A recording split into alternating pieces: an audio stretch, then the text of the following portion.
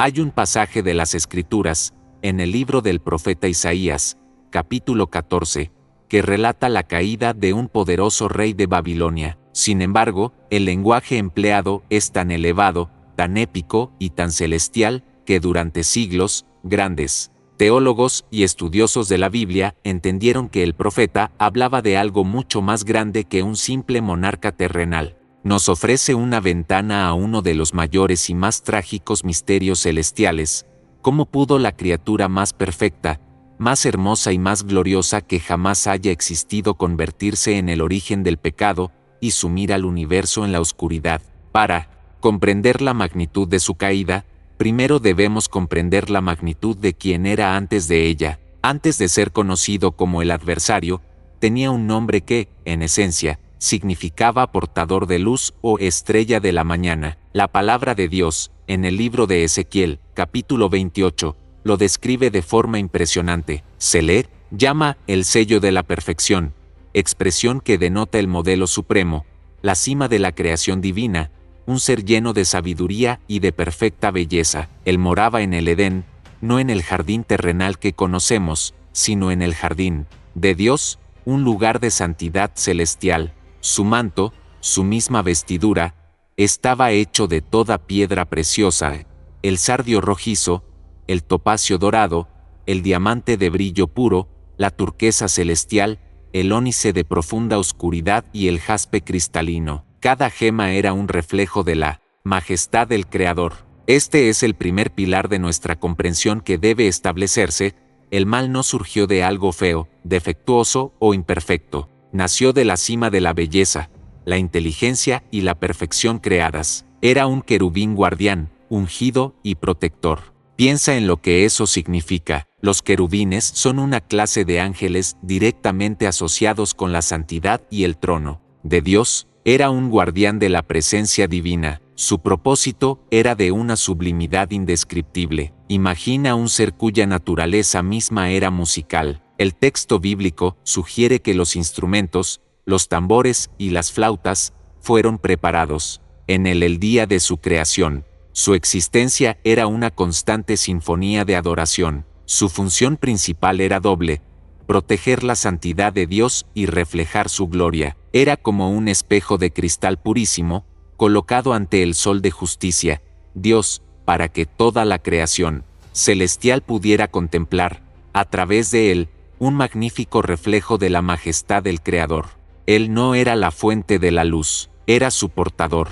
Él no era el autor de la música, era el director, dirigiendo la orquesta celestial en perfecta armonía hacia el trono. Su mayor privilegio era inseparable de su mayor deber: asegurar que toda la atención, todo el honor y toda la gloria se dirigieran únicamente a Dios. En el cielo, el servicio no es una carga, es el mayor honor. Y aquí, en este punto, surge la pregunta que define toda la historia humana y espiritual, una pregunta que resuena a través de la eternidad y que necesita resonar en nuestros corazones hoy con toda seriedad. ¿Qué sucede cuando el espejo se cansa de simplemente reflejar la luz y comienza a desear ser la fuente? ¿Qué sucede cuando el director decide que la sinfonía es para él y no para el gran compositor? La corrupción no comenzó con una batalla de espadas, llamé antes, ni con un acto de violencia. Comenzó sutil y silenciosamente, en lo más íntimo de su ser, su corazón, y se manifestó a través de una sola palabra, repetida 5 veces, una palabra que se convirtió en el manifiesto de toda rebelión. Isaías 14 registra las 5 palabras venenosas que sellaron su destino. La primera declaración fue: subiré al cielo. A primera vista, parece extraño, pues ya se encontraba en una esfera celestial, pero la palabra aquí denota una ascensión en autoridad, en dimensión. No solo quería estar en el cielo, anhelaba ascender al reino que pertenece únicamente a Dios. Era una rebelión contra su lugar, una insatisfacción con el propósito perfecto para el que fue creado. La segunda declaración eleva la audacia: sobre las estrellas de Dios exaltaré mi trono. Las estrellas, en el lenguaje profético, suelen referirse a otros seres angelicales. Verán, el orgullo nunca se conforma con su propia exaltación, necesita la subyugación de otros. No solo quería ascender, quería colocar su trono por encima de sus iguales, reinar sobre sus propios hermanos. La cooperación del cielo se intercambiaría por la competencia del orgullo. La tercera declaración revela su objetivo estratégico: me sentaré en el monte de la congregación, en el extremo norte. En la cosmología antigua, el monte de la congregación se consideraba el centro del gobierno divino, la sede del consejo celestial. Anhelaba la sede del poder, el control administrativo del universo. Ya no quería ser un sirviente en el palacio, ansiaba la sala del trono. La cuarta declaración es un ataque directo a la gloria de Dios. Subiré sobre las alturas de las nubes. Las nubes, a lo largo de la Escritura, son un símbolo de la presencia visible de Dios, la gloria de la Sequina. Esto muestra la profundidad de su engaño. Ya no quería simplemente reflejar la gloria, quería cubrirse con ella, poseerla, ser la fuente de su esplendor. Y finalmente, la quinta y más blasfema de todas las afirmaciones: seré como el Altísimo. Nótese que no dijo seré mayor, porque en su mente sabía que eso era imposible. Dijo como, igual en estatus, en autonomía, en gloria. La primera persona del singular, la palabra yo, se convirtió en el arma de la primera gran rebelión. Y esta misma arma, cada día, se ofrece a tu corazón y al mío. Cada vez que decimos mi ministerio, mis talentos, mis logros, sin arrodillarnos ante aquel que es la fuente de todo, estamos peligrosamente cerca de repetir la tragedia de Lucifer. El núcleo del engaño de Lucifer fue un error fundamental de identidad. Confundió el don con quien lo dio, se enamoró de la gloria que portaba, pensando que era la gloria que poseía. Imaginen un magnífico vitral en una catedral. La luz del sol lo atraviesa, proyectando colores deslumbrantes sobre el suelo. El vitral es de una belleza deslumbrante, admirado por todos. Pero, ¿qué pasaría si el vitral comenzara a creer que los colores y la luz provienen de adentro? Olvidaría que su única función es dejar pasar la luz del sol. Sin el sol, es solo vidrio oscuro y opaco. Lucifer era ese vitral. Su belleza, su sabiduría, su música, todo era la luz de Dios que pasaba a través de él. Su caída ocurrió en el momento en que se miró a sí mismo y se atribuyó el mérito de la luz. Es como un actor talentoso que interpreta a un rey con tanta convicción que, noche tras noche, recibiendo el aplauso y la adoración del público, empieza a olvidar que solo es un actor. Empieza a creer que la corona le pertenece por derecho, que el reino le pertenece. Olvida que, al final de la función, debe devolver el traje y volver a su vida normal. El engaño del orgullo nos hace creer que el escenario es la realidad y que el papel que interpretamos es nuestra verdadera identidad. Olvidó que su belleza no era suya, su sabiduría no era suya, su poder no era suyo, todo era un regalo, un don gratuito del Creador. Y la caída espiritual de cualquiera ocurre en el momento en que empieza a administrar los dones de Dios como si fueran de su propiedad privada. Detente y piensa con honestidad.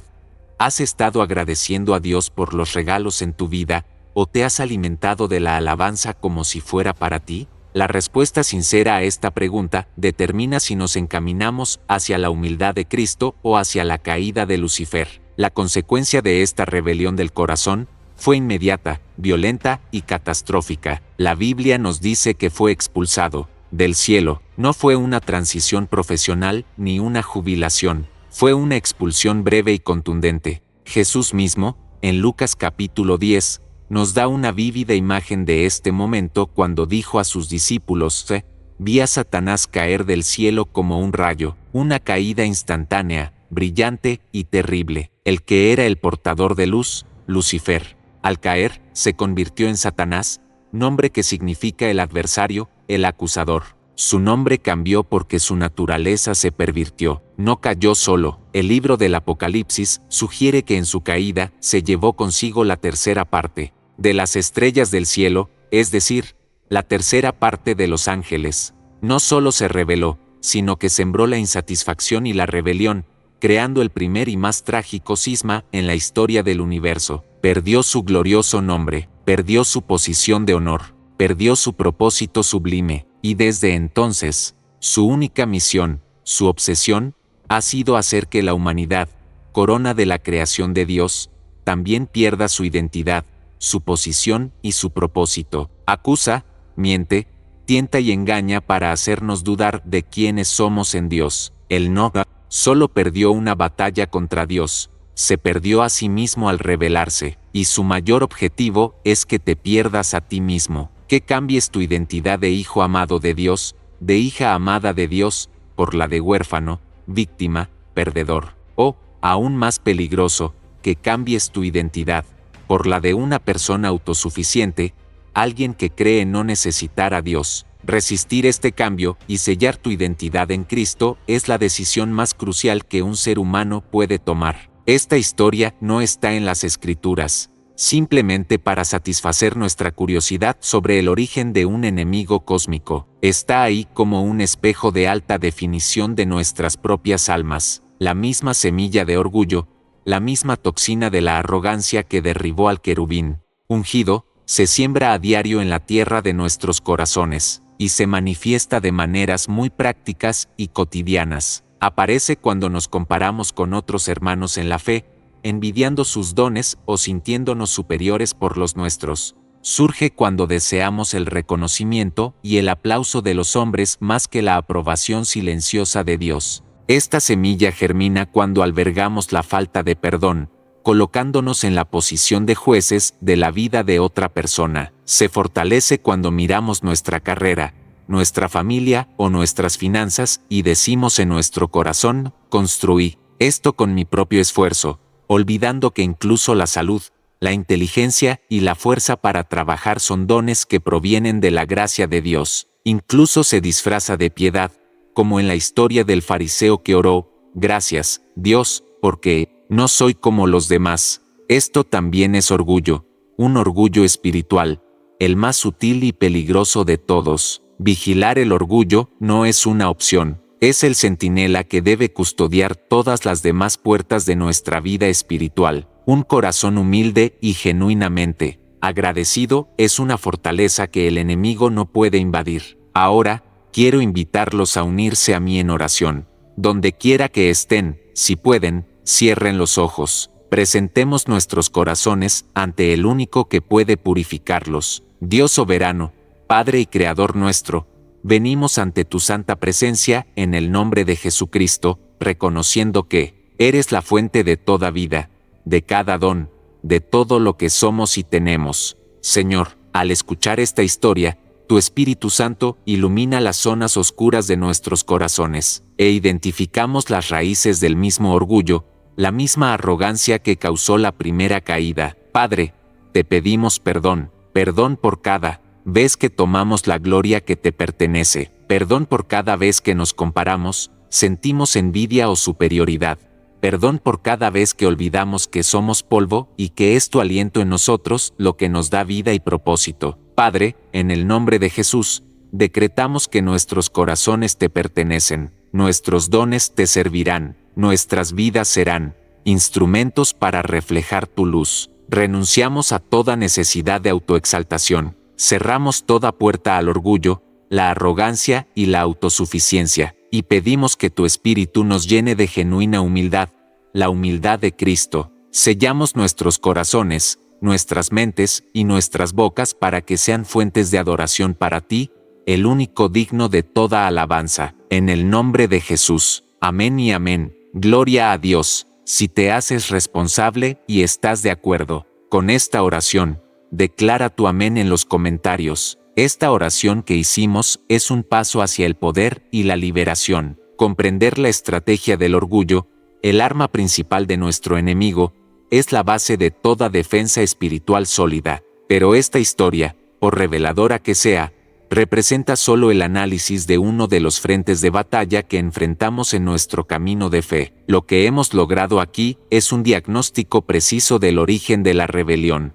Pero para vivir una vida de victoria constante, necesitamos más que un diagnóstico. Necesitamos un protocolo completo de defensa y ataque espiritual. Las familias e individuos que han aplicado el protocolo completo que enseño han experimentado resultados extraordinarios, no solo al comprender la guerra, sino también al vivir preparados para ganar la batalla de cada día. Si sientes en tu espíritu que este es el momento de avanzar, de dejar de ser un soldado que solo reacciona y convertirte en un guerrero proactivo en el reino de Dios, he preparado el siguiente paso. Existe un método más profundo, una capacitación completa. Haz clic en el primer enlace de la descripción para conocer esta capacitación que te brindará las armas y estrategias para proteger espiritualmente tu vida y tu hogar. Este es el paso natural y lógico para quienes desean no solo conocer la historia de la primera caída, sino también asegurar un final victorioso para su propia historia. Y si este mensaje te ayudó,